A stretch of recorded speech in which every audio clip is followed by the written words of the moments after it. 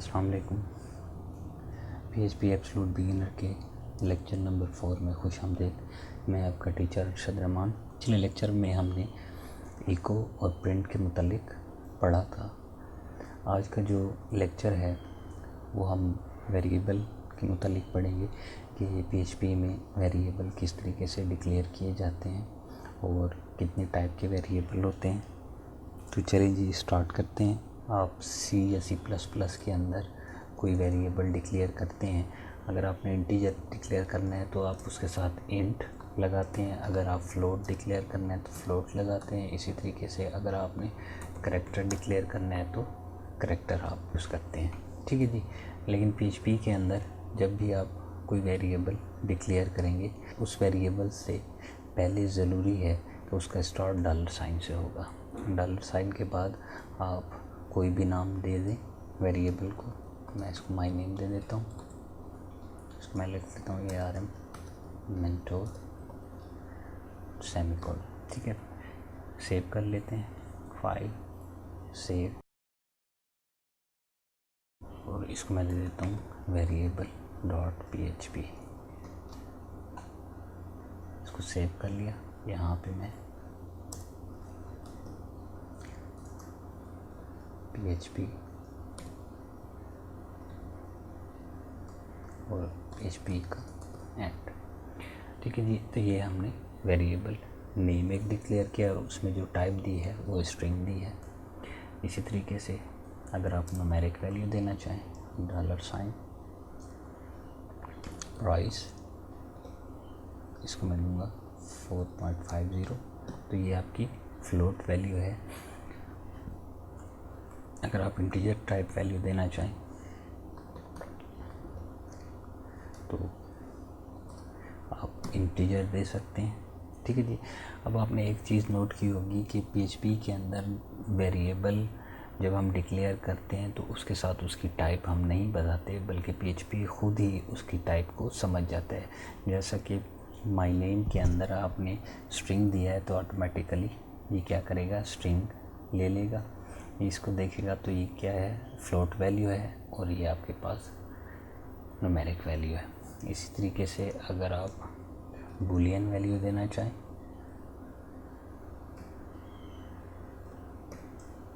मैं इसको कर लेता हूँ ट्रू, तो ये आपकी क्या हो जाएगी, बूलियन वैल्यू हो जाएगी। ठीक है जी। इस तरीके से हम क्या करते हैं, PHP में वेरिएबल को डिक्लेयर करते हैं। जब आप वेरिएबल नेम रखेंगे तो उसके लिए आपको कौन कौन से रूल्स फॉलो करने होंगे। तो सही तरीके से वेरिएबल को डिक्लेयर करना है और कौन से ऐसी चीज़ें हैं जो आपने वेरिएबल नेम में नहीं देनी। तो दोनों को, एक है हमारे पास राइट वे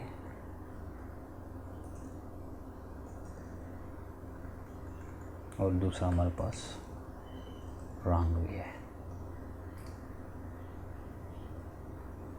ठीक है जी। अब राइट वे में ज़रा देखें किस तरीके से हम वेरिएबल का नाम रख सकते हैं। सबसे पहले $साइन होना लाजमी है।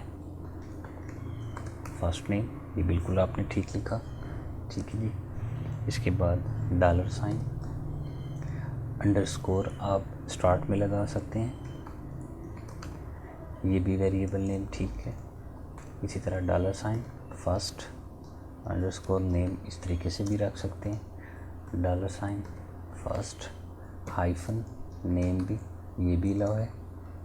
इस तरीके से $साइन फर्स्ट नेम, यानी कि मैंने नेम का लेटर कैपिटल लिख दिया है।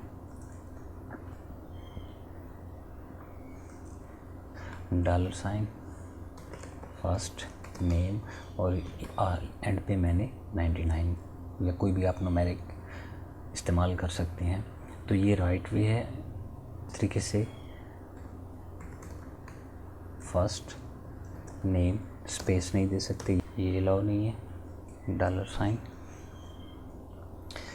स्टार्टिंग न्यूमेरिक से नहीं कर सकते।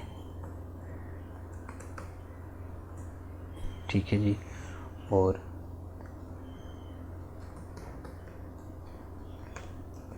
कोई सिंबल इसमें इस्तेमाल नहीं कर सकते आप। ठीक है जी। अच्छा, दूसरी बात ये कि PHP केस सेंसिटिव है। केस सेंसिटिव से मुराद ये है कि आपने एक $, एज एक वेरिएबल डिक्लेयर किया है और दूसरा $, एज, तो ये दोनों डिफरेंट टाइप के वेरिएबल हैं। अगर आपने इसमें कोई वैल्यू दे दी है और आप इको कर रहे हैं, इको, ठीक है जी, तो अब ये आपको इसकी वैल्यू नहीं देगा, इसकी नल वैल्यू देगा। इसका मतलब ये है कि आपने इको में यहाँ पे वही वेरिएबल नेम लिखना है जो आपने यहाँ पे लिखा होगा, ठीक है जी। अगर आप एज स्मॉल लेटर्स में लिख रहे हैं तो यहाँ पे फिर उसकी जो वैल्यू है वो यहाँ पे आपके पास स्मॉल लेटर में आएगी, ठीक है जी। तो ये याद रखिएगा कि PHP जो है वो केस सेंसिटिव लैंग्वेज है। चलिए जी, इसका एक प्रैक्टिकल कर लेते हैं, देखते हैं कि किस तरीके से। मैं यहाँ पे लिखता हूँ $, नेम, ठीक है जी, ठीक है जी।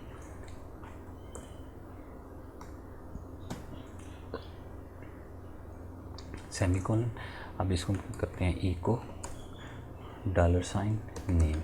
अब इस $, नेम को आपने सिंगल या डबल कोट्स में नहीं लगाना, क्योंकि हम पहले से ही ये देखें स्ट्रिंग को असाइन कर चुके हैं। अब चूँकि पहले से इसके कोट्स लगे हुए हैं तो यहाँ पे सिर्फ आपने क्या करना है, सिर्फ $, सिर्फ आपने वेरिएबल का नाम ही देना है, ठीक है जी। इसको कंट्रोल S कर लेते हैं। अब ज़रा इसको चेक करते हैं, localhost / my class, और हमने अपनी फ़ाइल का नाम रखा था।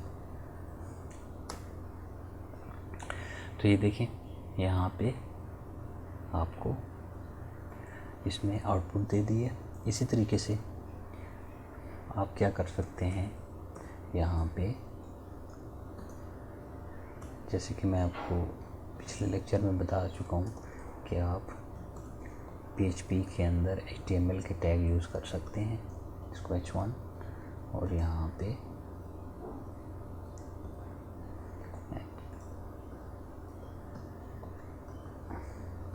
ये डबल कोट में जहाँ पे कॉमा आएगा और यहाँ पे भी डबल कोट्स, ठीक है जी।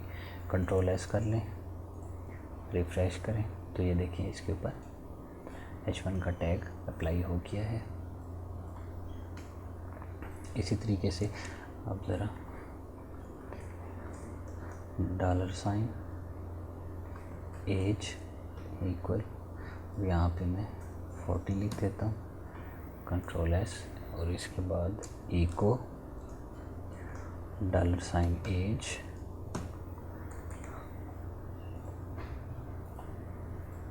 तो ये देखें एज आ गई हमारे पास, ठीक है जी। अगर आप $, प्राइस इक्वल 45.55, ठीक है, फ्लोट वैल्यू मैंने दे दी है, इसको प्रिंट कराना है। ओके, इको $, प्राइस,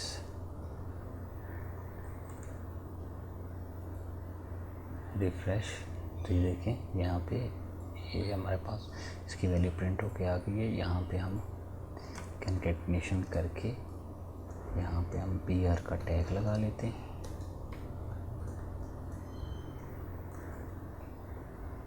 देखें, सॉरी, यहाँ पे इस जगह पे हम